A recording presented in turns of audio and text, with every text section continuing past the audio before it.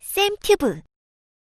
제주도 가봤냐고 물어보는 거예요. 이 과학자들의 물음에 한마디도 대답할 수 없더라고요. 유네스코에 전화를 했습니다. 15명의 심사위원들이 발표 타고 내려갑니다. 더 안 봐도 된다. 제주도는 과학적 가치로는 압도적으로 지구 1위입니다. 네, 일단 그 많은 분들이 사실 저한테 이 책을 쓸 때만 하더라도 그런 질문을 많이 하셨어요. 아니 요즘에 그 책 쓴다고 하면서 제주도 많이 가는데 자기도 제주도 가볼 만큼 가봤다는 거예요. 10번 가봤고 맛집, 카페, 투어 다 끝냈대요. 이제 어디 가야 되냐요. 예, 새롭게 보려고 해도 볼 게 없어서 제주도를 안 가게 되고 제주도 갈 돈이면 동남아나 가지.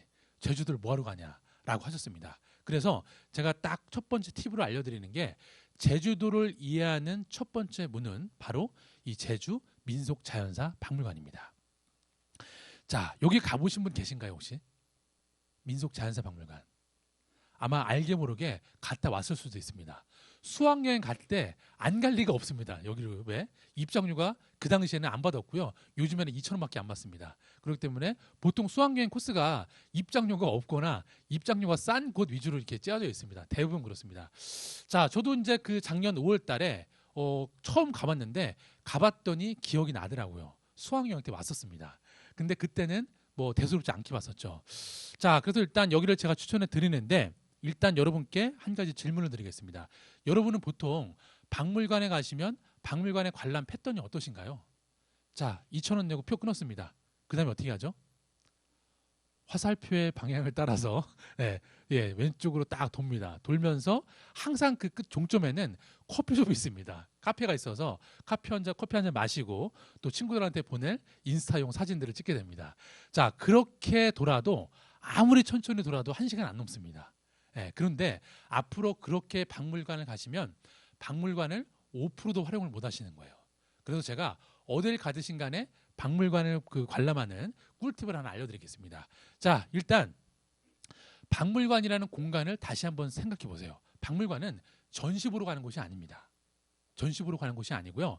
우리가 제주도를 여행하거나 탐험을 한다 치면은 제주도가 너무나 크기 때문에 만장굴은 여기 있고 주상절리는 여기 있고 용머리하는 여기 있기 때문에 여기를 단시간에 다 볼 수가 없습니다.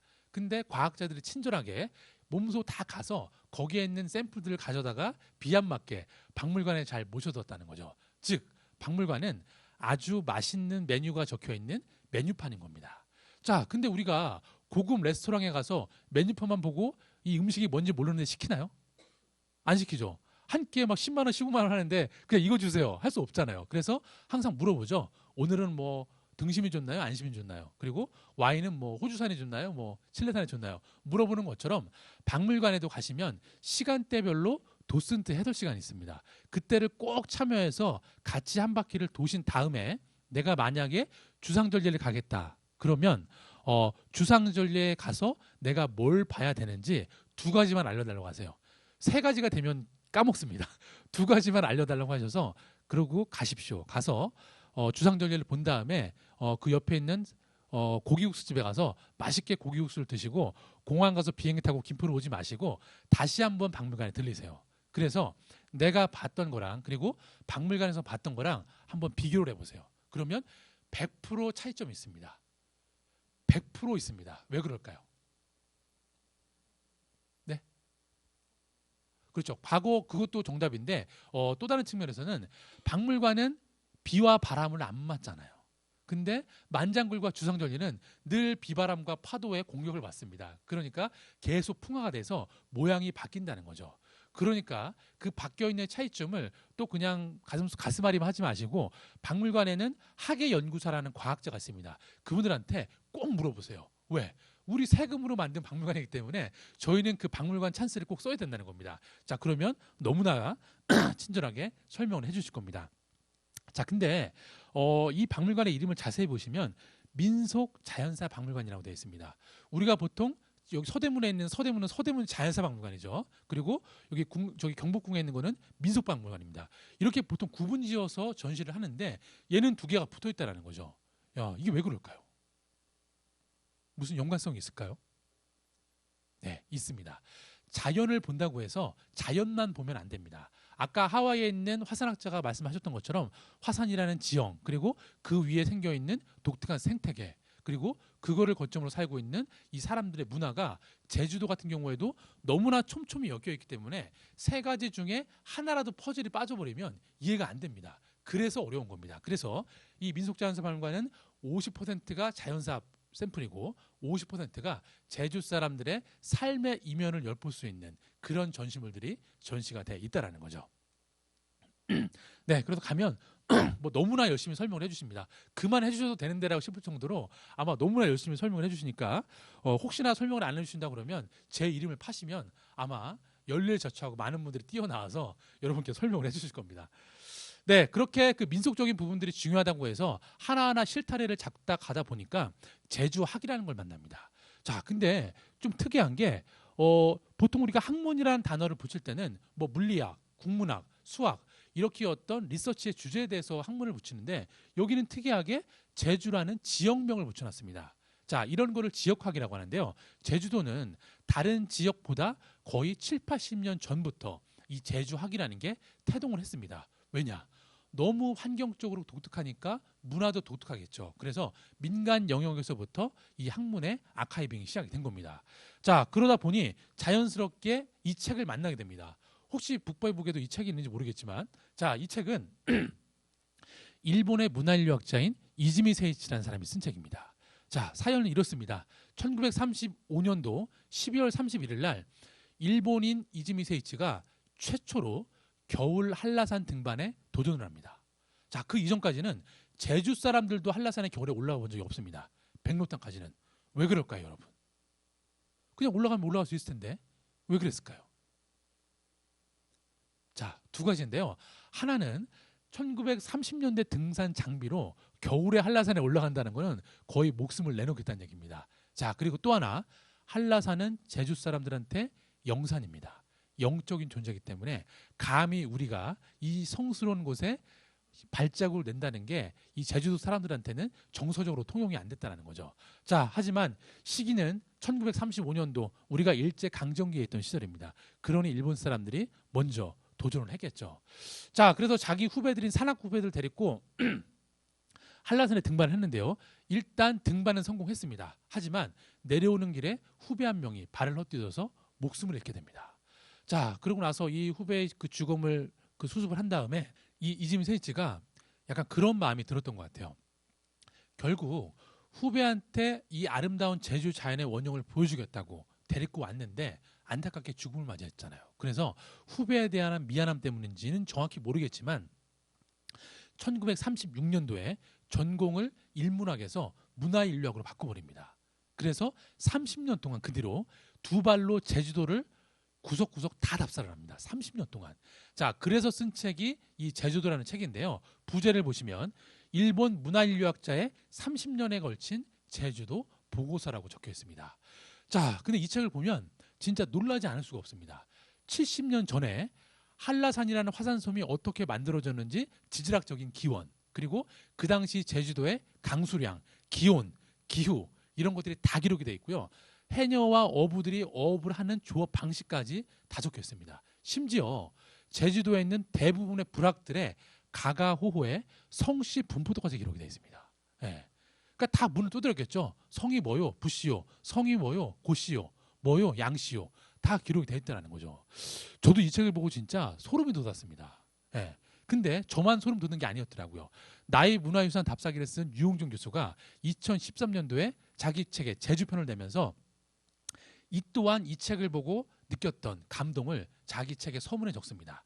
나는 국경과 이념을 떠나서 한 학자의 이렇게 체계적인 문화적인 기록 양식이 우리 인류사에 얼마나 엄청난 영향을 미치는지 자기는 이 책을 보고 깨달았다는 거예요. 그 정도로 과찬을 합니다.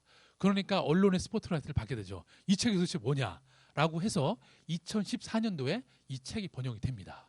자, 근데 이 책이 번역이 된 게 이 이즈미 세이치의 원책은 1966년도에 동경대 출판물에 나왔는데 거의 몇 년이죠?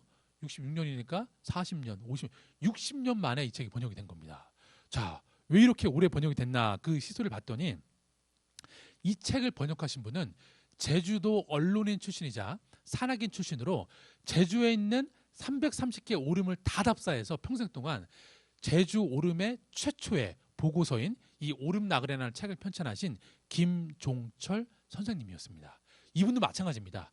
그 당시에 제주학의 기초를 세우기 위해서 자료를 찾아야 되는데 자료가 없는 거예요.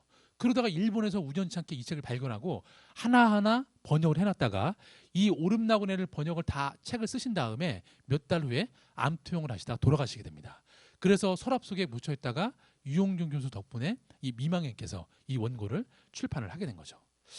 자, 그래서 그 자연스럽게 그 책을 만나고 나서 그날 밤에 제가 이제 숙소가 없었습니다. 숙소가 없어서 제 아는 지인 중에 그 제주 창조경제혁신센터의 센터장으로 계시는 전종환 센터장님이 계시는데 오래전부터 제가 이제 알던 지인이었는데 이 호텔을 추천해 주시더라고요. 여기 자기가 대표님과 잘 아신다면서 여기에 가면 재밌을 거라는 거예요. 그래서 한번 가봤습니다. 가봤더니 놀라운 이야기를 품고 있었습니다. 자, 일단 이 대동호텔은 제주 구도심 동문시장 앞에 있는데요. 무려 50년이 됐습니다. 예, 제주에서 가장 오래된 호텔인데 50년이 됐다는 얘기는 뭘 의미하는 거죠, 여러분? 시설이 조금 중문 호텔보다는 좀 깨끗하지 않겠죠. 자, 하지만 놀라운 이야기가 있습니다. 일단 이 대동호텔은 창업주가 은퇴를 하시고 큰따님과 아드님이 가업을 물려받고 하세요. 근데 이 큰따님께서 서울에 있는 유명 미술관의 큐레이터셨습니다. 그래서 제주로 내려온 다음에 1층 호텔을 미술관으로 개조를 합니다. 그래서 1년에 10여 차례 이상 국내외 작가들이 이 미술관에 와서 전시를 하고 매년 10월 달에 제주 아트페어 기간 일주일 동안은 이 대동호텔의 객실 하나하나가 미술관으로 변신을 합니다. 그래서 303호에 가면 어떤 작가의 오름사진전, 505호에 가면 어떤 작가의 해녀의 삶을 모티브로 한 서칠 미술전, 이렇게 객실이 미술관으로 변신하는 그런 놀라운 문화적 공간이라는 거죠. 자, 그리고 이것만이었으면 제가 추천을 안 드리겠는데요. 호텔 로비에 들어가면 자연사 박물관에 있을 법한 화산이 분출할 때 튀어나오는 화산탄과 여러 가지 화산 귀함 괴함들이 층층이 전시가 되어 있고요. 또 층층 복도마다 제주 자연의 아름다움, 오름의 원형, 한라산의 원형, 곶자리의 아름다움을 담고 있는 아주 정상급 작가들의 사진이 전시가 되어 있습니다. 달리 말하면 대동호텔은 미술관이면서 박물관이면서 호텔 역할을 해준다는 거죠. 실제로 이 대동호텔에 가장 많은 손님들은 일본 분들입니다. 오래전부터 제주의 이 원형을 보기 위해서 이 호텔에, 그 당시엔 여기가 특급 호텔이었으니까요. 그때부터 계속 인연이 돼서 그 노인분들이 여기를 여전히 오시고 그 노년층의 자녀들이 부모의 소개를 받고 여기를 또 오고, 그래서 사실 나름 이쪽 아트나 예술하는 분 중에서는 아주 국내를 막론하고 아주 유명한 핫플레스였다는 거죠. 자, 그리고 이것만이었으면 제가 말씀을 안 드리는데 그날 밤에 제가 이 호텔에 묵으면서 이 호텔 대표님과 간단하게 이제 담소를 나눌 기회가 있었습니다. 자, 그래서 그 살롱에 들어갔더니 제주의 여러 가지 사진집이라든지 여러 가지 자료가 있었는데 딱 제 눈을 사로잡은 한 가지 오브제가 있었습니다. 자, 여러분은 이 사진 속에서 어떤 오브제가 제일 눈에 들어오시나요? 자, 책도 있고 여러 가지가 있습니다. 일단 색깔적으로 보면 이 오래된 흑백 사진이 눈에 확 들어오더라고요. 근데 멀리서 봐도 겨울 한라산에서 산악회 회원들이 40명 정도가 단체 사진을 찍은 겁니다. 예. 근데 저는 딱 이 사진을 보자마자 속으로 설마 그랬습니다. 설마. 왜냐? 이지미 세이치라는 사람도 산악인이었고요. 그거를 번역했던 오름 나그네의 저자 김종철 선생님도 산악인이었습니다. 그래서 이 대표님께 한번 여쭤봤습니다. 대표님, 혹시 김종철 선생님을 아세요라고 여쭤봤더니 이 대표님께서 하신 얘기가 어머, 종철이 삼촌을 어떻게 아시냐는 거예요. 종철이 삼촌이었던 겁니다. 예, 알고 봤더니 이 대동호텔이 과거에 이 제주학의 기초를 만드는 연구자, 과학자, 탐험가, 산악인들의 아지트 역할을 했던 겁니다. 그래서 이 대동호텔의 창업주께서도 그 김종철 선생님과 함께 제주 산악회를 만들으셔갖고 한라산을 보존하고 한라산의 등반 루트를 만들고 이 제주의 오름을 보존하는데 큰 역할을 했던 분이라는 거죠.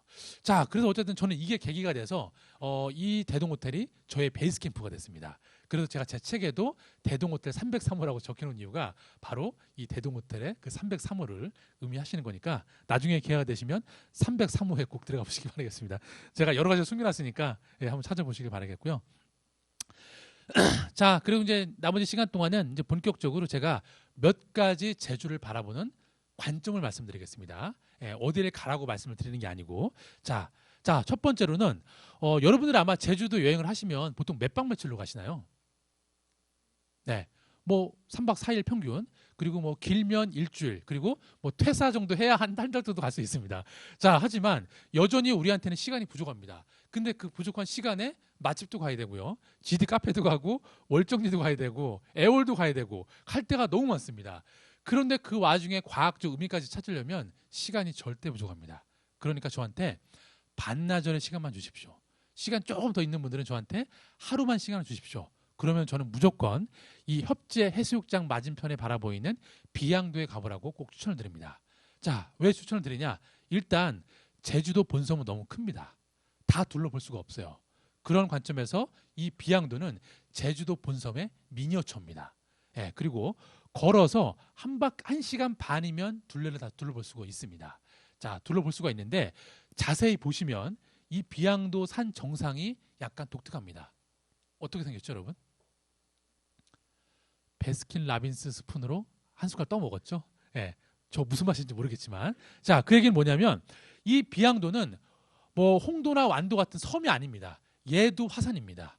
얘도 오름이라는 얘기죠. 달리 말하면 비양도는 바다 위에 떠 있는 오름이라고 생각하시면 됩니다. 자, 그렇기 때문에 이 화산을 분출했겠죠. 그러면서 용암이 흘러내려서 굳어져 있는 용암 대지를 가까이 가서 볼 수가 있고요. 또 아까 대동호텔에서 봤던 그런 화산탄을 볼 수가 있고요. 그리고 굴뚝 모양으로 생긴 호니토라는 세계적으로도 아주 유니크한 그런 화산 구조물을 볼 수가 있습니다. 자, 그리고 또 무엇보다 이 동쪽에 가면 펄렁못이라는 그 연못 겸 습지가 있는데요. 일단 제주도는 물이 잘 빠지는 남석 구조이기 때문에 연못이나 습지가 생길 수가 없습니다. 근데 이 작은 섬 안에 기적적으로 이렇게 또 습지가 남아 있어요. 자, 그리고 정상에 올라가시면 비양봉이라는 분화구가 있습니다. 자, 그래서 이 섬 안에 뭐가 있는지 몇 가지를 소개해 드리겠습니다. 일단 여러분이 제주도에 가셨을 때 가장 중요한 게 뭐냐면 용암을 구분하는 선관을 기르는 겁니다. 자, 근데 우리가 해안도로를 달리다 보면 옆으로 펼쳐져 있는 검은색 현무암 대지가 다 똑같아 보이죠. 그게 그거 같고 저게 그거 같은데 사실 이 용암은 다 똑같은 게 아니고요. 크게 두 가지로 구분합니다. 자, 근데 일단 이 사진으로만 비교해 보면 가장 큰 차이점이 뭐죠, 여러분?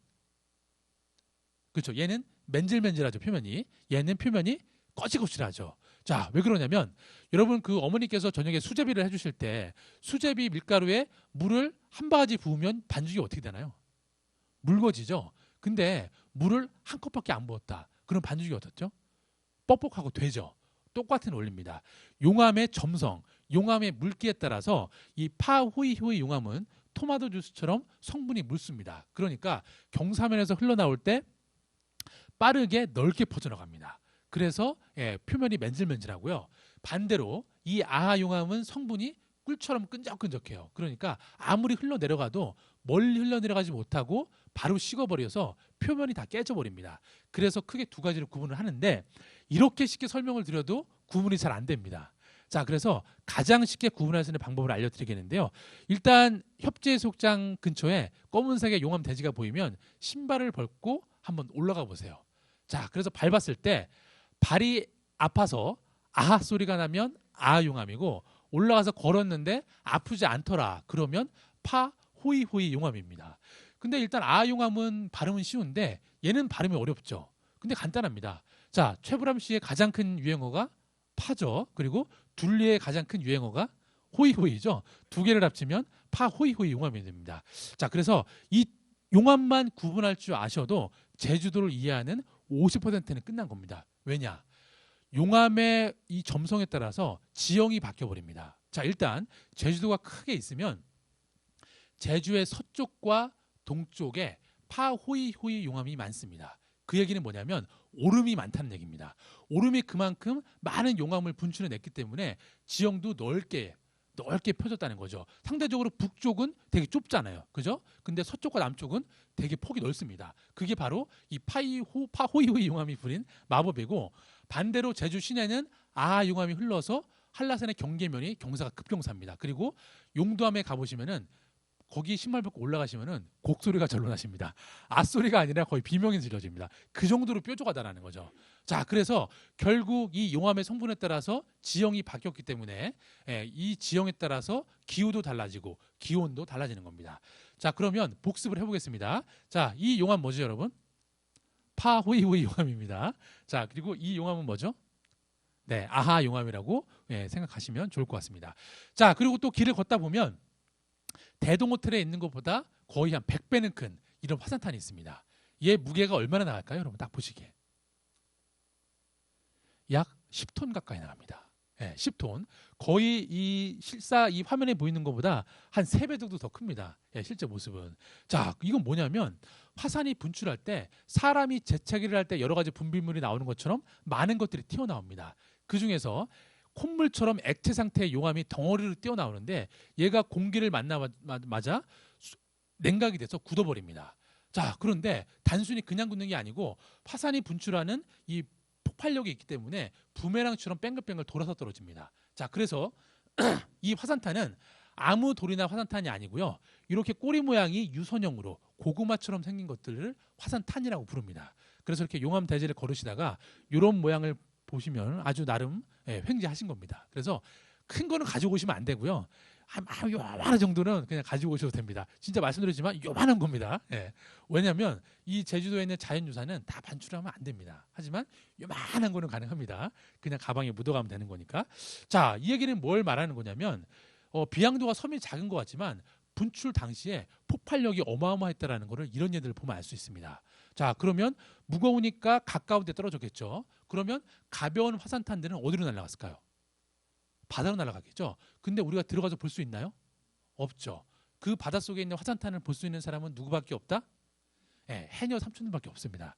그래서 화산학자들도 해녀 삼촌들한테 물어보세요. 삼촌, 이렇게 생긴 돌 봤을까? 그러면은 이쪽으로 했다라고 알려주세요. 그 얘기는 그쪽 방향으로 화산이 분출이 됐고 그 당시에 바람의 방향이 그쪽으로 됐기 때문에 이쪽으로 돼 있다라는 거죠. 자, 그래서 결국 이 과학이라는 거는 어렵지 않습니다, 여러분. 우리가 뭐 지질학 이러면 되게 막 딱딱하고 어려워 보이지만 이 지질학은 단순하게 자연은 어떤 식으로든 간에 항상 증거를 남깁니다. 그 증거를 하나하나 추적해서 셜록 홈즈가 사건을 해결하는 것처럼 이 당시에 사건의 퍼즐을 맞히는 겁니다. 그러니까 그런 관점으로 뭔가 지질이나 그런 지질 여행을 생각을 하시면 훨씬 더 재미가 있겠죠, 여러분. 쌤튜브